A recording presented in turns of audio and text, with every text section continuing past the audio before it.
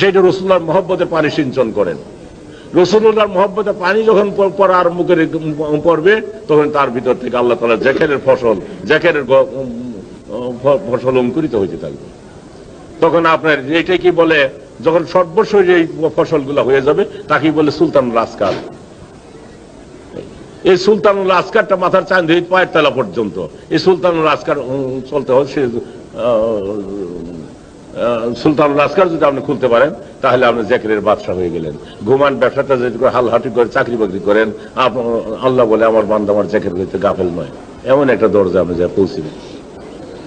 তখন শয়তান আর আপনাকে কোনো কুসওয়াসা ঢালতে পারবে না। আর তা না হলে দেখেন, একটু সামান্যই বোঝা যায়, যখন নামাজ পড়ার দ্বারাই নিজের কানে ধরে প্রতিজ্ঞাবদ্ধ হইয়া হলফ হইয়া নামাজের দ্বারাই নিজের কানে ধরে আল্লাহ ছাড়া কাউকে সাজদা করবো না, সেই মুহূর্তে মনের ভিতরে আসে 12 বছর পুরাতন বন্ধুর স্মৃতি, বাল্য জীবনের স্মৃতি, কত মামলা মকদ্দর কথা, ছেলে মেয়েদের কথা, নানান রকম। ওই যে কোথায় আপনি বন্ধু বান্ধব ডিনার খাইছিলেন, সেই ডিনারের প্রতিচ্ছবি আপনার অন্তর পেটে ভাইসা আসতেছে, মন সেদিকে ঘুরে যেতেছে, আর মুখে পড়তেছেন, বলতেছেন সুবহান রাব্বিল আলা, সুবহান রাব্বিল আলা, সুবহান রাব্বিল আলা। মন গেছে গাছিল বন্ধু নিয়ে টানাটানি করতেছে। এটা আমি নিজে উপলব্ধি করতে পারি, কারণ আমি নিজেই ভুক্তভোগী এটা। তবে কোনো কেউ যদি আপনারা এটা সামলাইতে পারেন, তাকে আমি অত্যন্ত প্রশংসা করি, ধন্যবাদ দিই, তিনি ওলি আল্লাহ বলতে হবে। কিন্তু আমি সামনে রাখতে পারি না। কত বাল্য জীবনের কথা মনে হয়, পুরাতন বন্ধুর স্মৃতি মনে হয়, কত কি ওই অন্তরপটে গুলা এসে ধাক্কা দেওয়া সেই প্ল্যাটফর্মে বসতে থাকে, মন সেদিকে ঘুরে যায়, মুখে সুবহান রাব্বিল আলা, সুবহান রাব্বিল আলা বলার কি দাম। তাই রাসূলুল্লাহ বলেন লা সালাতা ইল্লা বিহুজুরিল কালব, হুজুরি কালব ছাড়া নামাজ হবে না। এই হুজুরি কালবই আল্লাহর ভেদের মারিফতের একটা প্ল্যাটফর্ম। এই প্ল্যাটফর্মটা যাইরা মুছি আমি ঠিক করতে বলতেছি। এই হুজুরি কালবের মারিফত হাসিল করেন, তাহলে খোদা প্রাপ্তির তত্ত্ব হাসিল হয়ে গেল। এই হুজুরি কালবের মারিফত তত্ত্ব হাসিল করতে মুর্শিদে কামেল লাগবে, মুর্শিদে কামেল সব মিশে যাওয়া লাগবে। কিরকম যেমন দুধ চিনি বলা হয়, দুধ চিনি এখন মিশ্রিত উত্তম এক লজ্জতের সৃষ্টি হয়ে যায়, এরকম মুরিদের দেল পীরের দেলের সঙ্গে মিশে গেলে সেখানে আল্লাহর ভেদের লজ্জত আসে। সেই জন্য হাফেজ বলতেছেন, যে লজ্জত আমি আমার পীরের দেল হইতে পাইতেছি, রুকনাবাদ নদীর সঙ্গে তুলনা করছেন। রুকনাবাদ নদী হইতে যে এমনই একটা লজ্জত পাইতেছি, বেহেশতে মিলবে না। মানে রুকনাবাদ নদী আমার পীরের দেল,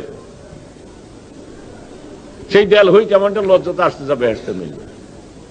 তা কাজে কাজেই আপনারা সেই এখন দেলকে আপনারা বুঝবার জন্য চেষ্টা করেন, নিজেকে নিজে বুঝবার জন্য চেষ্টা করেন, তবেই শান্তির অধিকারী, তবেই কল্যাণ, তবেই চিরস্থায়ী শান্তিময় জীবন যাপন করতে পারবেন। তবেই আবার ওই শান্তির জ্যোতির্ময় দেশে আপনারা যাইতে পারবেন, নচেত নয় আসমলা সাবলীন আছেন অন্ধকারের দেশে।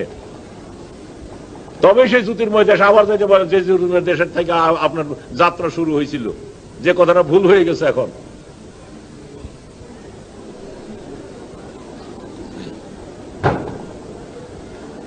যে দেশে আল্লাহ আপনাকে জিজ্ঞাসা করছিলেন যে আমি কি তোমাদের মাবুদ নই, তখন আমরা স্বীকার করেছিলেন কালুওয়ালা। সেই দেশের খবর আর আইজার মনে নাই। এখন দুনিয়ার রূপে কুখ্যাত এক রমণীর পালায় পড়ে ভুলে গেছেন সেই দেশের কথা। এটা দুনিয়া সাদি রহমতুল্লাহ, যেটা কুখ্যাত একটা রমণী, বৃদ্ধা একটা রমণী, এর দুই পাশি দাঁত, সুনমুখের দাঁত দিয়ে স্বামীর সুনমুখ হাসে পিছনের দাঁত দিয়ে কাইটা হালাক করে। তাই বলতেছেন যে তুমি এমন একটা চরিত্রভ্রষ্টা কলঙ্কিনীর কুহুকে পড়ো না, যে প্রত্যেকের ঘুরে একটা করে স্বামী গ্রহণ করে। কারণ তুমি যে মন চাই কাজ করতেছো, যে ঘরবাড়িতে তুমি থাকে, এই ঘরবাড়ি একজন তোমার দাদা ছিল, এই দুনিয়া তারে নিয়ে খেলছিল, তারে ধাক্কা দিয়া কবরে রাইখে আসলো, যখন তার রক্ত মাংস নরম হয়ে গেল, গ্রন্থিগুলা ঢিল হয়ে গেল, বৃদ্ধ হয়ে গেল, বল কমে গেল, তখন এই কুখ্যাত এই রমণী তাকে কবরে রেখে আসছে। তারপরে ধরছে তোমার বাপের এইবারে খাইছে, এখন ধরছে তোমারে।